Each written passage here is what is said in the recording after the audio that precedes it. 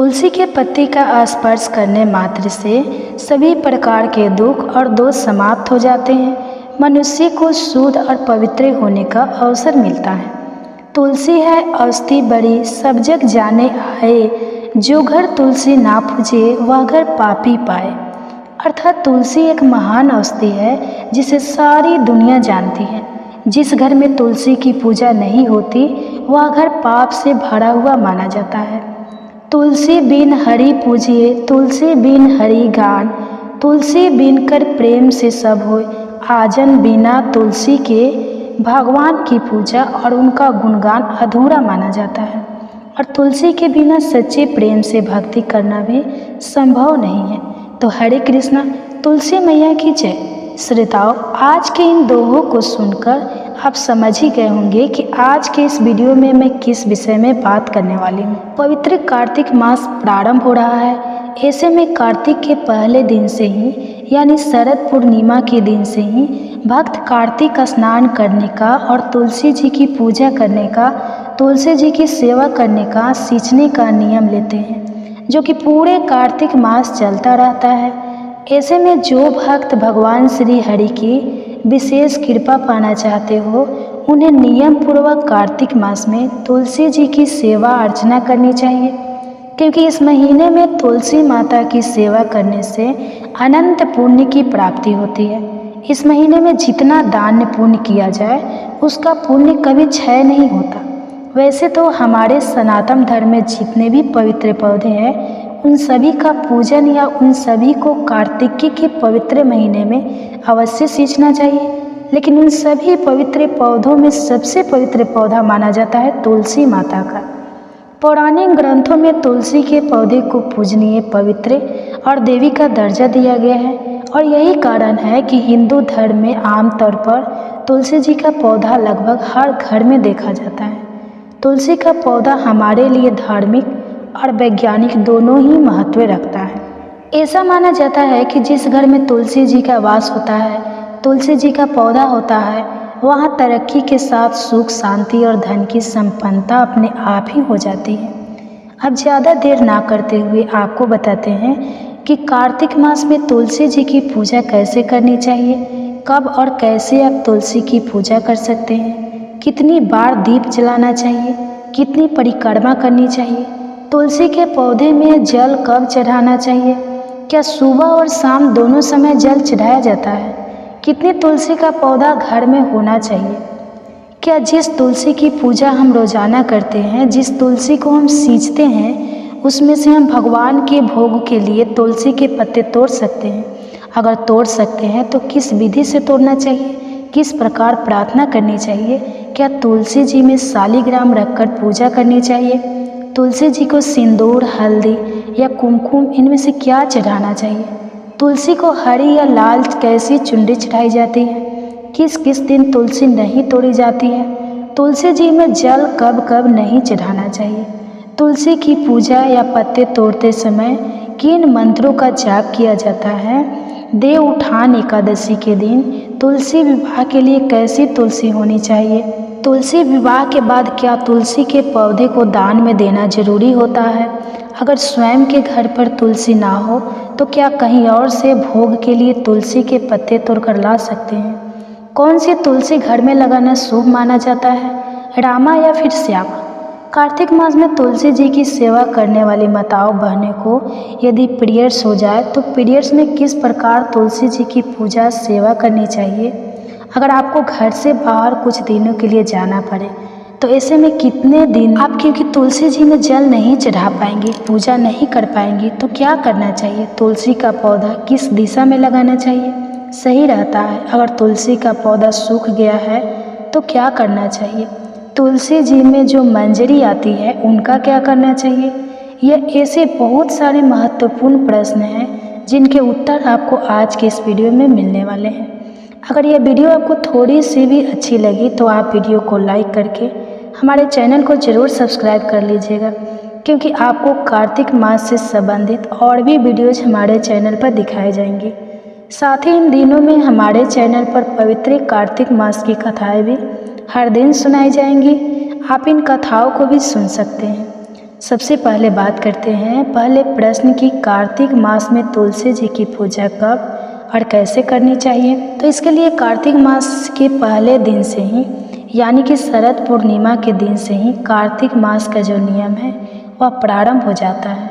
उस दिन आपको संकल्प लेना चाहिए। यदि आप इस दिन संकल्प लेना भूल गए हैं तो कार्तिक मास के पहले दिन से भी आप संकल्प लेकर तुलसी जी की पूजा कर सकते हैं।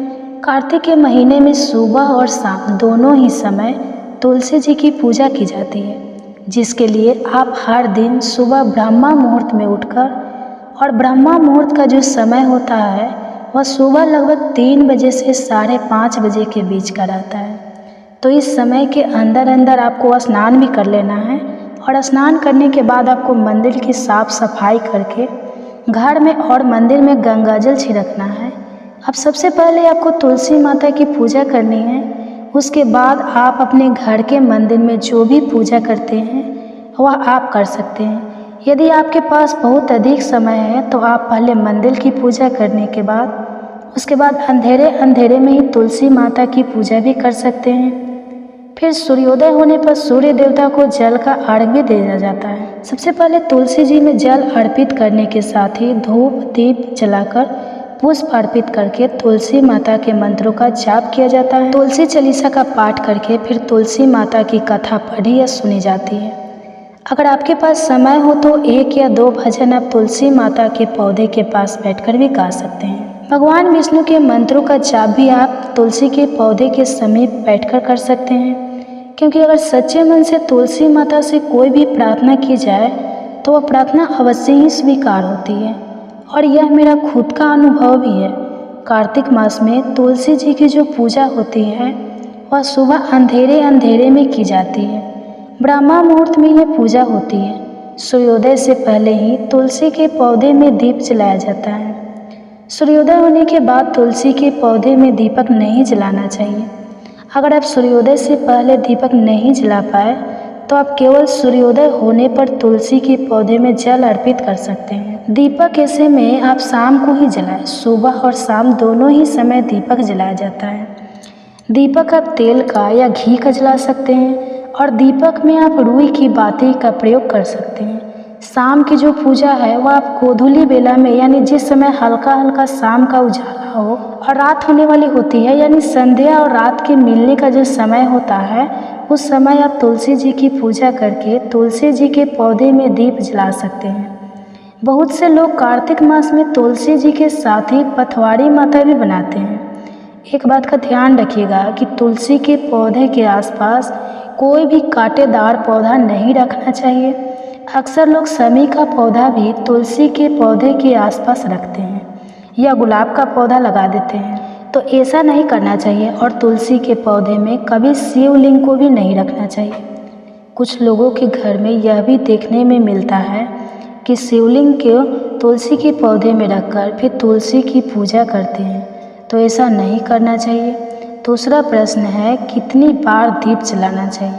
तो देखिए, सुबह और शाम दोनों ही समय में आप तुलसी के पौधे में दीप जला सकते हैं। तीसरा प्रश्न है कितनी परिक्रमा की जाती है। तो तुलसी माता की 3 बार परिक्रमा की जाती है, जिसमें आप पूजा करने के बाद जल चढ़ाने के बाद तुलसी के पौधे के चारों ओर क्लॉकवाइज घूमकर 3 बार परिक्रमा करें। अगर पौधे के चारों ओर घूमना संभव ना हो तो आप अपनी ही जगह पर खड़े होकर 3 बार परिक्रमा कर सकते हैं। चौथा प्रश्न है जल कब चढ़ाना चाहिए। तो देखिए, तुलसी के पौधे में केवल सुबह के समय ही जल चढ़ाया जाता है। वैसे तो ब्रह्मा मुहूर्त का समय ही सबसे उत्तम होता है। अगर आपको थोड़ी भी देर हो जाए तो आप सूर्योदय होने तक या सूर्योदय के कुछ समय बाद तक भी जल चढ़ा सकते हैं। सूर्योदय के बाद कभी भी तुलसी के पौधे में जल नहीं चढ़ाया जाता। कभी भी एकादशी और रविवार के दिन भी तुलसी में जल नहीं चढ़ाया जाता। पांचवा प्रश्न है क्या सुबह और शाम दोनों समय जल चढ़ा सकते हैं। तो देखिए, तुलसी के पौधे में सुबह स्नान करने के बाद साफ वस्त्र धारण करके ही जल चढ़ाया जाता है। अगर आपको लगता है तुलसी का पौधा मुरझा रहा है, तुलसी के पौधे में जल की आवश्यकता है, तो ऐसे में आप सूर्यास्त से पहले भी एक बार तुलसी के पौधे में जल अर्पित कर सकते हैं। लेकिन स्नान करने के बाद या फिर साफ स्वच्छ वस्त्र पहनने के बाद ही तुलसी के पौधे में जल अर्पित करना चाहिए। कभी भी गंदे वस्त्रों से या कार्तिक के महीने में शरीर पर तेल लगाकर तुलसी के पौधे में जल नहीं चढ़ाना चाहिए। जल चढ़ाते समय या पूजा करते समय शरीर पर चमड़े की कोई भी चीज़ नहीं होनी चाहिए। जूते चप्पल पहनकर भी तुलसी के पौधे को स्पर्श नहीं करना चाहिए। छठा प्रश्न है, कितनी तुलसी घर में लगानी चाहिए? तो एक महत्वपूर्ण प्रश्न है जो कि अक्सर लोग जानना चाहते हैं। तो देखिए, इसके लिए घर पर रामा और श्यामा 2 तरह की तुलसी आप लगा सकते हैं। अगर आपको दोनों तरह की तुलसी ना मिल पाए तो घर पर आप केवल एक रामा तुलसी का पौधा भी लगा सकते हैं, क्योंकि रामा तुलसी को माँ लक्ष्मी जी का प्रतीक माना जाता है और इस पौधे में सबसे ज़्यादा औषधि गुण भी होते हैं। कार्तिक के महीने में किसी भी गुरुवार को या एकादशी के दिन तुलसी के पौधे को लगाना बहुत शुभ माना जाता है। तुलसी के पौधे को आसपास हमेशा साफ सफाई रहनी चाहिए। 7वां प्रश्न है, जिस पौधे की हम रोजाना पूजा करते हैं, क्या उस पौधे में से भगवान के लिए तुलसी के पत्ते तोड़ सकते हैं? क्योंकि भगवान का भोग तो बिना तुलसी के पत्ते के अधूरा रहता है। तो देखिए, अगर आपके पास केवल एक ही तुलसी का पौधा है, दूसरा पौधा लगाना आपके लिए बिल्कुल भी संभव नहीं है, तो फिर ऐसे में आप स्नान करके तुलसी माता से प्रार्थना करके और तुलसी माता के मंत्र का यानी ओम सुभद्रा नमः और ओम सुप्रभा नमः, इन मंत्रों का जाप करते हुए और तुलसी माता से प्रार्थना करके ही हे गोविंद के हृदय को प्रफुल्लित करने वाली माता तुलसी, मैं आपको श्री नारायण भगवान की पूजा के लिए तोड़ रही हूँ। आपको नमस्कार है। हर श्रृंगार आदि फूलों और तरह तरह के सुगंधित पदार्थों की भेंट से श्री हरि को तृप्ति नहीं होती है। हे कल्याणकारिणी महान ऐश्वर्य वाली, आपके बिना तो सब कर्म निसफल है। हे तुलसी माता, मेरे लिए कल्याणकारी बन जाओ और दिव्य गुणों वाली माँ, तोड़ने से आपके हृदय पर जो भी आघात पहुँचे उसके लिए आप मुझे क्षमा कर देना। हे जगत जननी माँ तुलसी, आपको मेरा नमस्कार है। इस तरह प्रार्थना कर आप बहुत ही सावधानी के साथ तुलसी के पत्ते तोड़ सकते हैं। ध्यान रखिएगा कि तुलसी के पत्ते को नाखून से नोचकर या पूरी तरह से पौधे को हिलाकर कभी नहीं तोड़ना चाहिए। बहुत आराम से तुलसी के पत्ते तोड़े जाते हैं। अगर हो सके तो भगवान के भोग के लिए आप अलग से तुलसी का एक पौधा लगा सकते हैं, क्योंकि ऐसा भी कुछ लोग मानते हैं कि जिस पौधे की हम हर दिन पूजा करते हैं उस पौधे में से पत्ते नहीं तोड़ने चाहिए। लेकिन अगर आपके पास केवल एक ही पौधा है तो आपको अपने मन में बहुत ज़्यादा नकारात्मक नहीं लाना चाहिए, क्योंकि कई बार ऐसा होता है कि लोगों के लिए दूसरा पौधा लगाना संभव नहीं होता है। तो आप आराम से इस तरह सच्चे मन से प्रार्थना करके तुलसी के पत्ते भी उसी पौधे में से तोड़ सकते हैं। कार्तिक के पूरे महीने में तुलसी के पत्ते का सेवन करना भी बहुत शुभ और लाभदायी माना जाता है। आप पूजा करने के बाद हर दिन तुलसी का एक पत्ता भी ग्रहण कर सकते हैं। तुलसी के पत्ते को बिना चबाए ही ग्रहण किया जाता है। 8वां प्रश्न है, क्या तुलसी जी में शालिग्राम रखकर पूजा करनी चाहिए? तो देखिए, अगर आपके पास शालिग्राम जी हैं तो बिल्कुल आपको उन्हें तुलसी के पौधे में रखकर पूजा करनी चाहिए। तुलसी के समीप पौधे में ही उनको पधारना आना चाहिए। ऐसा करने से तुलसी माता बहुत प्रसन्न रहती है। अगर शालिग्राम जी ना हो और आपकी श्राद्धा हो तो आप विधि विधान से शालिग्राम जी को घर पर भी पधरा सकते हैं, उन्हें ला भी सकते हैं। 9वां प्रश्न है, तुलसी जी को सिंदूर, हल्दी, कुमकुम इनमें से क्या चढ़ाया जाता है? तो देखिए, कार्तिक के महीने में तुलसी माता को हल्दी चढ़ाना ज़्यादा शुभ रहता है। इस दिन देव उठनी एकादशी पर तुलसी माता के विवाह किया जाता है। केवल उस दिन तुलसी माता को सिंदूर अर्पित करना चाहिए। तब तक कार्तिक के महीने में आप केवल हल्दी अर्पित कर सकते हैं सिंदूर की जगह पर, तब तक आप कुमकुम भी अर्पित कर सकते हैं। इसके अलावा कच्चा दूध भी तुलसी के पौधे में हफ्ते में एक बार जरूर अर्पित करना चाहिए। 10वां प्रश्न है, किस तरह की किस रंग की चुनरी माता को चढ़ाना चाहिए? तो तुलसी माता को वैसे तो आप लाल और हरी दोनों चुनरी चढ़ा सकते हैं, लेकिन लाल रंग बहुत शुभ माना जाता है, तो लाल रंग की चुनरी भी आप अवश्य चढ़ाएं। 11वां प्रश्न है, किस किस दिन तुलसी नहीं तोड़नी चाहिए। अक्सर लोग इस बारे में जानना चाहते हैं, तो देखिए, तुलसी की पत्तियों को कभी भी रविवार ग्रहण, चाहे वह चंद्र ग्रहण हो या सूर्य ग्रहण हो, एकादशी, अमावस्या, पूर्णिमा, चौदस या संक्रांति के दिन नहीं तोड़ना चाहिए। बिना स्नान किए या सूर्यास्त के बाद तुलसी के पत्ते भूल कर भी नहीं तोड़ना चाहिए। रविवार और एकादशी ग्रहण, चाहे वह ग्रहण कोई भी हो या सूतक यदि घर में लगा हुआ हो, तो उस समय तुलसी के पौधे में जल भी नहीं चढ़ाया जाता है और ना ही तुलसी के पत्तियों को तोड़ा जाता है। सूतक चाहे वह अशुभ हो या शुभ हो, उसमें आप तुलसी के पत्ते को स्पर्श ना करें। तुलसी के पत्ते तोड़ते समय या पूजा करते समय ओम सुभद्रा नमः या ओम सुप्रभा नमः, इन बहुत ही आसान से मंत्रों का जाप कर सकते हैं। 14वां प्रश्न है, देव उठान एकादशी के दिन किस प्रकार की तुलसी होनी चाहिए। किस प्रकार की तुलसी से भगवान का विवाह कराया जाता है। तो आप रामा या श्यामा किसी भी तुलसी का विवाह शालिग्राम जी से करवा सकते हैं। तुलसी विवाह के लिए कुछ लोग नया तुलसी का पौधा लगाकर इस दिन शालिग्राम जी के साथ उनका विवाह कराते हैं और फिर उस पौधे को मंदिर में दान कर देते हैं। जिस तरह से पुत्री का कन्या का विवाह करने के बाद उनकी विदाई कर दी जाती है, उसी तरह से तुलसी माता की विदाई भी कर दी जाती है। वैसे तो तुलसी के पौधे को विवाह करने के बाद विदा कर देना चाहिए, मंदिर में रख देना चाहिए, लेकिन जो लोग ऐसा नहीं करना चाहते हो, उन्हें उस पौधे को फिर अपने घर पर रखकर नियमित रूप से पूजा कर लेनी चाहिए। 16वां प्रश्न है, अगर खुद के घर पर तुलसी ना हो तो क्या कार्तिक माह में कहीं और से भी भोग के लिए तुलसी के पत्ते ला सकते हैं। तो देखिए, बिल्कुल ला सकते हैं, लेकिन ध्यान रखिएगा, तुलसी साफ सुथरी जगह पर लगी होनी चाहिए और हर सनातनी के घर में तो तुलसी का पौधा अवश्य ही रहना चाहिए। तुलसी का पौधा जिस भी घर में होता है, उस घर का वातावरण शुद्ध हो जाता है, पवित्र हो जाता है, नकारात्मक ऊर्जा दूर हो जाती है। घर का वास्तु अगर ठीक ना हो तो वास्तु ठीक हो जाता है, जो दोष है वह दूर हो जाता है। इसलिए तुलसी का पौधा तो आपको लगाना ही चाहिए।